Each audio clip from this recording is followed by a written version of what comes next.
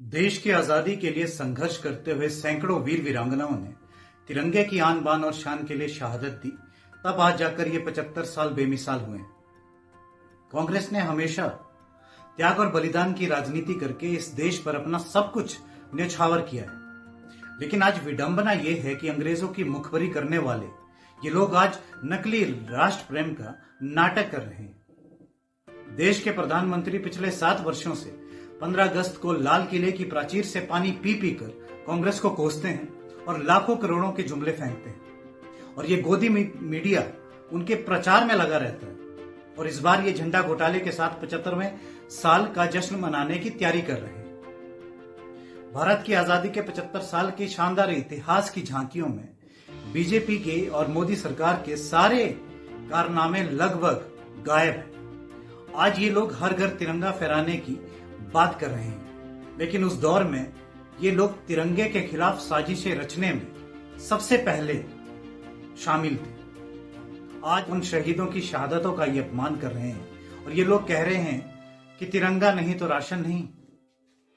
ये वो तिरंगा है जो भारतीय स्वाधीनता संग्राम का प्रतीक बन गया।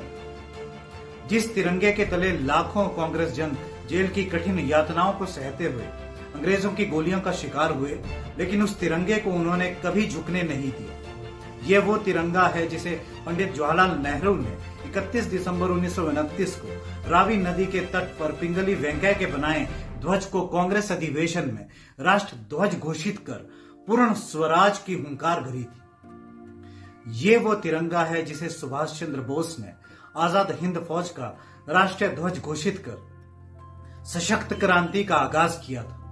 लेकिन उस दौर में भी कुछ ऐसे लोग थे जो इस राष्ट्रीय ध्वज के खिलाफ साजिशें रचते रहे थे। श्यामा प्रसाद मुखर्जी, दीनदयाल उपाध्याय और सावरकर आजाद हिंद फौज के खिलाफ अंग्रेजी सेना में भर्ती के लिए शिविरों का आयोजन कर रहे थे और आज ये लोग घर घर तिरंगा फहराने की बात कर रहे हैं। लेकिन उस दौर में घर घर कांग्रेस कार्यकर्ताओं और स्वतंत्रता सेनानियों की मुखबरी करने के लिए अपने संगठन के लोगों को भेज रहे थे।